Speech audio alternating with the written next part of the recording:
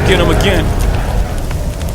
Welcome back to the Robezoid channel. I'm your host Mark, and on the docket today we have an unboxing first impression video on the brand of Montale. I have several Montales and Mansettas coming through the channel in the next few weeks from this Fragflex decant haul. They sent me a whole bunch, so it's time to pad my stats on the Montale Mansetta train. So if you're not a fan of these brands, and there's a lot of you that aren't, I'm sorry. The ones that are fans of the brand, honestly, there is, I feel like there's some value there now. Just because the designer pricing has skyrocketed so much now that they've leapfrogged Montale, and I'm talking about pricing at discounters. When a Le Male new flanker comes out, it is Canadian, it's at least 180 bucks, at least, for the big boy. And a Montale fragrance, a new release, will be like 150, 140, and then they start dipping down to the hundreds, and then sometimes under 100. So there's value with these Montale Mansettas that are cheaper than a designer fragrance. I don't know. Good thing for Montale, I'm sure they sell a lot of bulk units. That's what their bread and butter is. So let's get into this one. This one is Red Vetiver. Yeah, I never smelt Red Vetiver. It is a darling within the fragrance community and in the early days of the fragrance community. I never really had that itch to smell it. I never stumbled upon it. I never got a sample of it in a purchase spree. I've bought a whole bunch of Montales back in the day, never got a sample, never inclined to actually buy a sample from like Lucky Scent or anything like that, just because this is reference to being the Terre d'Hermès of Montale. Terre d'Hermès is good enough as is. It's made by a all-star perfumier, my favorite perfumier of all time, Jean-Claude Delena. So there's those small nuances, and I was talking about in an earlier video, and I'm sorry that I'm blabbing here, but an earlier video that I did that I compared like two fragrances, and I think it was Jubilation 25, where the creative direction of the brand and the nose behind it, when it really works, you can't match it. And De Chafour with Jubilation 25 with Amouage, the Christopher Chong, together it was magic. When you got an all-star perfumier, and it's the same thing with Hermès and Jean-Claude Delena's vision, you know, doing a clone or something, it's those small nuances as a fragrance reviewer. Yeah, maybe on the outside looking in, like looking at the fragrance for face value. Yeah, does it smell like a vetiver orange thing? We'll see. Just like Terre d'Hermès, yeah. But then you start peeling the layers. Does it have this? Does it have that? How's the transitions? Things like that. Like a lot of people online look at things that don't really matter personally. There's a high value to them, like performance. People value performance. There's a time and place for performance. You just really can't have a whole bunch of fragrances that are just beast mode in your collection. Like some people say, I refuse to buy a fragrance that doesn't last more than 7 hours. Huh? Like what, you're wearing it at 8 o'clock at night, you want to make sure that you smell it, you know, early in the morning. I don't know, like reapplication, things like that. I don't know. I don't know.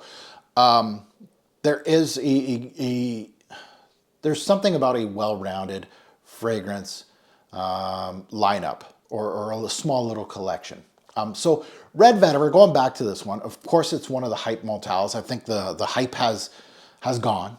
There's a whole bunch of new Montales that have come up, but it's one of those that I've never smelt or never did a video on. So I hear it smells like Terre d'Hermès. We're gonna get into that. It's not one of my favorite designers, but it's a good designer personally. It does get panned. You know, some people say, oh, too much ISO-E super, blah, blah, blah.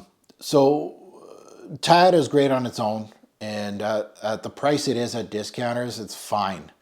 And I don't see Montale doing it better than Elena as far as this DNA goes, even for price range. Let's say the Montale is cheaper at discounters. We'll say 20, 30 bucks at most, right? Than the Terre d'Hermès.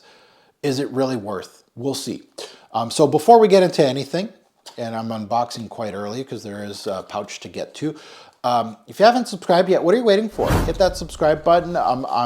absolutely very much shooting videos. I'm as active as can be now. Lots of course, unboxings like this for Fragflex as they want me to decant these products. Not paid to decant, not paid to video. It was my idea to video. I told them, are you okay with me wasting a couple sprays of the product that you want me to use? They said, yes, it's okay for you to do videos. And then they gave me a coupon code because they were happy about that. Let's do some advertising. Why not? But they know what they get with me.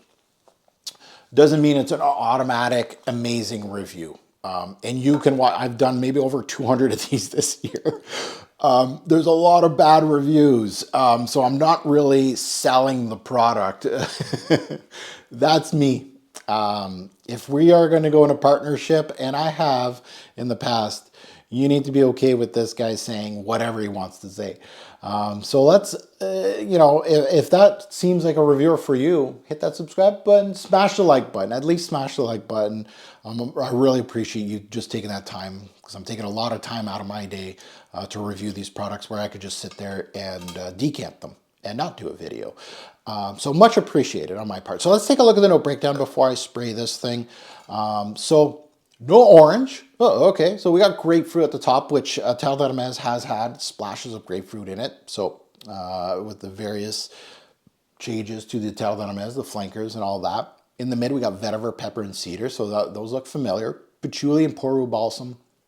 In the back end, released back in 2008. This was released before I even went on YouTube. Nose, Pierre Montale, fictional character Pierre Montale. Love Pierre Montale. So let's delve into it. Let's talk about this one. Let's see how much, this atomizer is kind of bad. Let's see how good this is and how much does it smell like Terre. Well, yeah, yeah. So we got citrus, we got pepper, we got vetiver, and we got cedar. Not very hard to discern that. Okay. Terre d'Hermès, yes. But, this is a big but right now. It's not on skin yet. That vetiver isn't that rooty. It's more woody. Okay.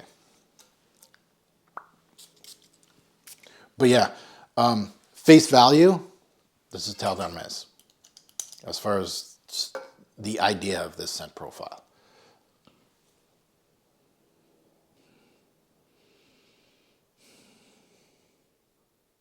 So it's grapefruit. It's not, it's good. You know, I've met better grapefruits in my day with some tartness and all of that, but it has a little bit of a lemony pop as well. I feel like there's more to this citrus than just a grapefruit. There's pepper, which is giving it its bite, but again, the texture is not there. More woody than vetiver based.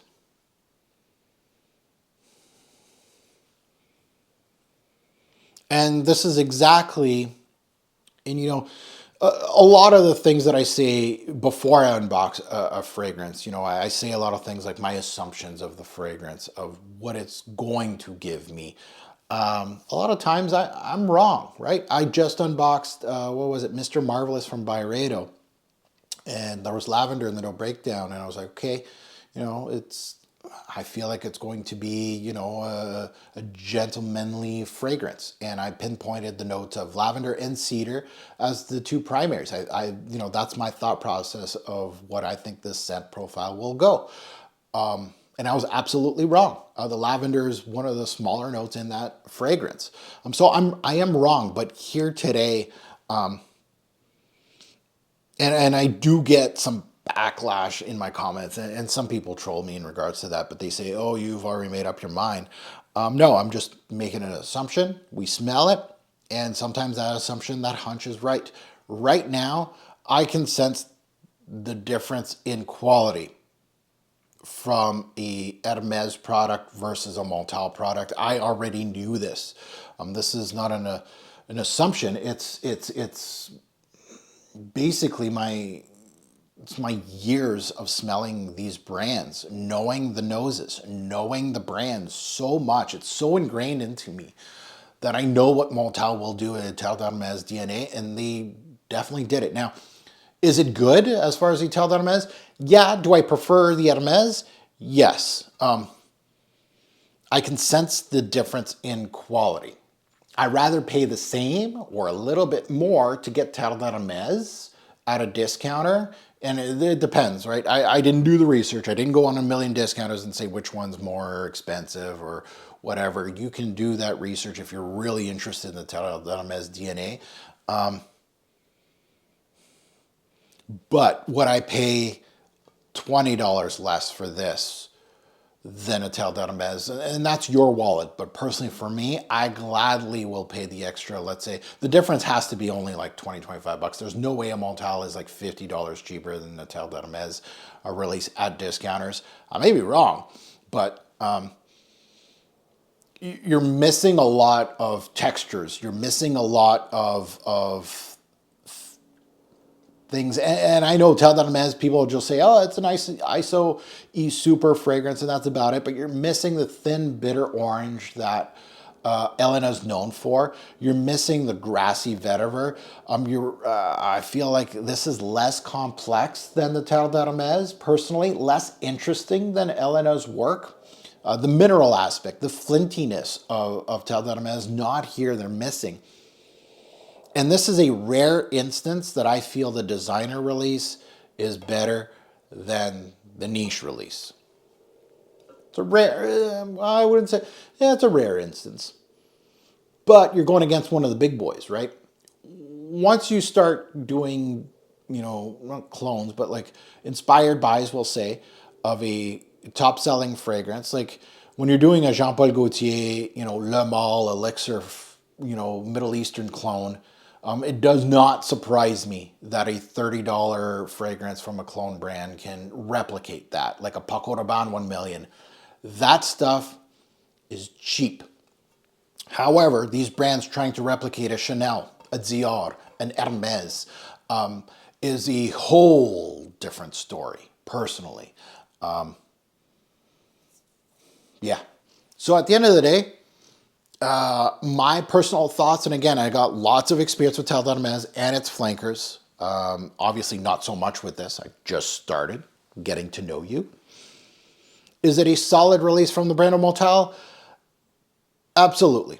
It is a good release. I like this DNA. Obviously, if you go take a look at my reviews of Terre d'Hermès, it has made top 20 lists in the past.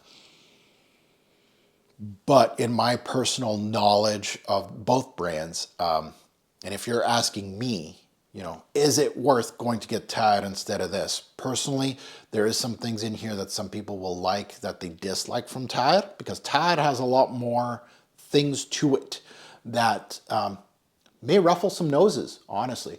But I like those little pieces that Elena has put into it. And that's where I put kind of like my stamp and going, that one's the better product, personally. Now, this one is available. Montales are absolutely available at Fragflex. As you know, I'm going to be doing a whole bunch of unboxings of them. But go check out fragflex.com. Red Vetiver is available. You can use my code TFG10 for 10% off site-wide, so you don't have to purchase this. But they do have Montales in stock. They have this in stock. And go check them out. My code does not expire, so you don't have to rush to buy anything, and you can keep it in your back pocket. You bought one thing, maybe 3 weeks later you want to buy another one, go ahead, use the code, it automatic 10% off. Now that you heard my take, I'd love to see yours in the comments below. You can agree, disagree with me, and again, there will be people that will disagree with me in regards to this, and that is fine. That is perfectly fine. I have my thoughts. And of course, this is early thoughts on this product. Again, it's just a first impression. It's not a test drive. It's not a full fragrance review that I've worn it in all seasons and all that and started really dissecting the thing. But early returns is Tade's better product. If I didn't know Tide existed and I smelt this in a store, I would like this DNA. It probably wouldn't be the one that talks to me. I feel like there's probably 10 more Montales that I would love before I purchase this. But I would have said, if I would have smelt this, you know, not knowing, I would have said, yeah, this is a really good release. It's nice. I like this kind of DNA. It's a good DNA. So I'll give it its flowers in regards to that. It's not a poor rendition of Terre d'Hermès. It's an okay rendition of Terre d'Hermès, if that makes sense. I'm giving it more flowers than saying, no, this is a terrible rendition of it. Don't buy this. But if you can find it at a discounter for like 50 bucks and Terre d'Hermès is like 120, then there's a $70 difference, then you're starting to talk, right? And especially if Terre d'Hermès isn't going to be a signature. It's not going to be something that you're going to wear a lot. Then you got to start talking to you. If it's going to be once in a while, the differences are negligible, basically, right? And that's where it comes into play. Personally, for me, you know, I said my thoughts. I feel like Tad, obviously with a collection like me, it's not going to get a lot of wears, but when I do, I love the Elena DNA. So those small things matter to me. But I would wear this, I would wear that. Either way. And as always, a great import fragrance will make a lasting impression. Choose your scent wisely. Thanks for watching, YouTube. Have a good one.